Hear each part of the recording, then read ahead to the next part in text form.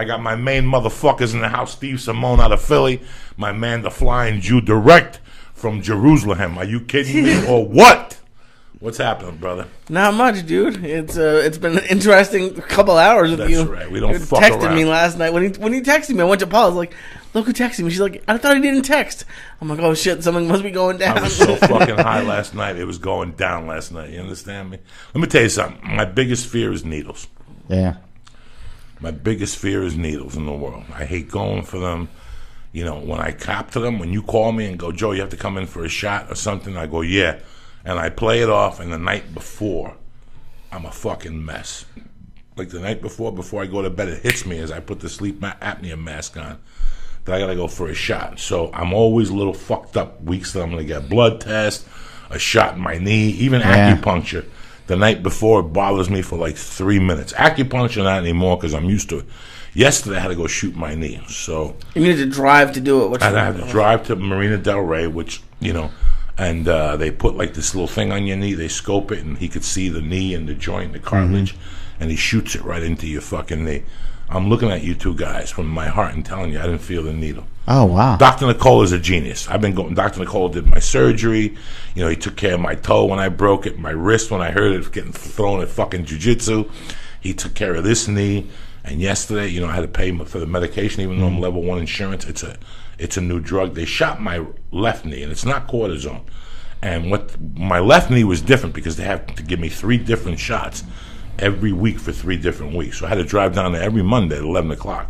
This was 6 months ago, and it controls the arthritis, and it creates like a seal around your cartilage, and it repairs the cartilage. It helps to repair the cartilage to give you that cushion in the knee. So yesterday morning, I had to go. That was all I had on my agenda yesterday. And you know me, dog. I'm a fucking pussy.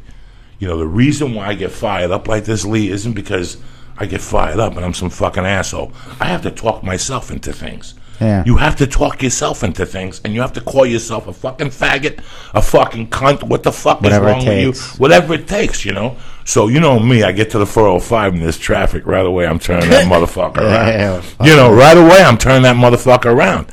I went by, off the 101, Lee, whatever your fucking name is, Steve Simeone. The fucking cars at 10:15 were past Sepulveda. Oh, yeah. So do you understand me? Like the Sepulveda exit was packed, where a lot of people mistake themselves and get caught in that. Yeah. That's why when I go to the 405, I stay in the left-hand lane. Because if you're not thinking, if you're stoned, that's people like me. You get caught in that line, and all of a sudden when you get to it, you're not waiting for 405. You're waiting for Sepulveda. But not yesterday. Yesterday, the Sepulveda line was all the way back to Laurel Canyon. Wow. And the 405 line. Lee knows. No, I've done that all the time. Lee knows. Off the 101. Until about 11 o'clock, if you get in that line for the 405, you're going to be there for 40 minutes. For 40 minutes, so you're a fucking asshole. You have to cut it. You feel like an asshole, but you have to cut in line. That loop to get from the 101 to the 405... Yeah. To go south is going to be 30, 40 minutes. They weren't letting nobody on. Yeah. Nobody was letting it cut yesterday. So I passed it, and I go, I'm not going to the doctor. Right away, the pussy in me came out. I'm going to go home. I'm going to smoke some pot. Fuck this motherfucker. Fuck that. I got off at Haskell. The next one, yeah. And at Haskell, you get off, and you hit Ventura. And you hit Ventura and Sepulveda. And guess what? No line. No line. Right. And I got on there, and I even called the doctor. It was 10:20. And my appointment was 11. I even called and said, I'm going to be 15 minutes late because I looked at the traffic. It was bumper to bumper. And I thought they closed the HOV lane. I realized I was in the HOV lane. They had put poles on this lane at the outside. I got there at 10 to fucking 11. Oh, my gosh. I got in. I walked in there, walked upstairs. I had my iPod on. I put on fucking Bush's Greatest Hits. He came in. I mean, I was in my car by 11:30. That's awesome. In my car. So there was no thought. Like, usually once I get to the doctor's office, if there's thought about the shot, that even scares the fuck out of me. I get nauseous. I get pale. You go right in. The girl, and I want to thank Miranda Huizar. She works for him. And it's funny because when I first started going to Miranda, well, to Dr. Nicole, like the first visit, everybody was nice to me. And the second visit, the girl came in and she goes, you know, my uncles fucking love you. And they're like fucking thugs. Like, they fucking love you, dog. Oh, that's awesome. She takes care of me and she calls me Uncle Joey because I'm uncles. So, like, next Friday, they'll be at the Ice House. Oh, that's awesome. She comes up with her family. The cousins are all yoked up. In fact, while I was there yesterday, like, they want to know when you're going to do jiu-jitsu tournament. You know, is that true that you're fighting Boyo Triste and Metamoris and shit? Like, they always bust my That's balls. awesome. So I don't even have to call the office. I just hit her up on Facebook and go, Miranda, I want to come in for my knee, and she'll set it all up. Oh, that's so I awesome. thanked her last night. I got to send like a box of Yum Yum donuts or something down there. Yeah. What's up, cocklicker? Nothing. I can already feel this Gumi coming in. So Day fucking 3 of Lee Sayat's workout. I'm very proud of him. I'm trying. He's trying. He knows. He knows. He And knows. the He thing, went to Florida. The thing you told me was gonna happen happened. So yeah, I the first day I went early in the day, and I liked it, but it was fucking. I slept the rest of the day. Like, I got home. Your body went to shock. Yeah. You did 15 minutes on the elliptical. I was It gonna was try to over. watch you on Rogan, and I couldn't do that. I watched a little bit, but I fucking passed out, and I slept probably from then.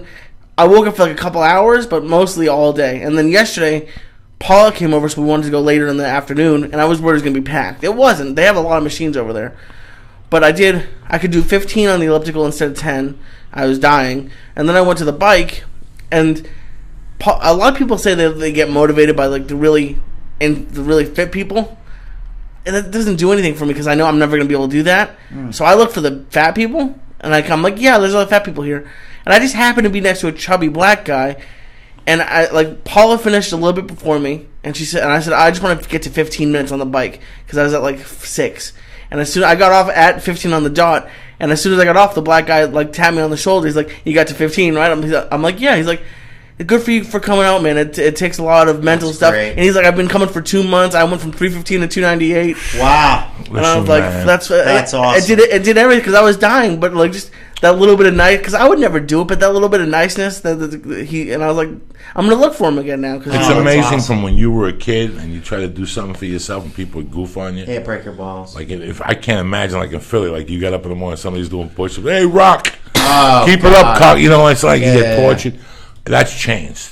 That's changed. Yeah. When you go to a gym now and you see, like, there's times I'm at the Y and I see somebody that's 5 years older than me, 50 pounds heavier than me, Yeah. walking, and when they get off, I give them a fucking good for you. It's the best, isn't and it? they feel good. You know where I remember Christy Miller? Yeah. I was telling these guys in the podcast that Christy Miller used to work at the Gold's Gym on Gower. Yep. The fucking capital of gayness is it this gym. is. And is it still there? I think so. It's still there? This is 15 years ago. This girl cared about me, and one day she pulled me aside. She didn't want to embarrass me. She goes, Joey, I think the world of you. Before I quit Gold's, I signed you up for the executive platinum deal. Wow. All you got to do is show up. We're going in like fucking Marines. You understand me? Welcome to church, motherfucker.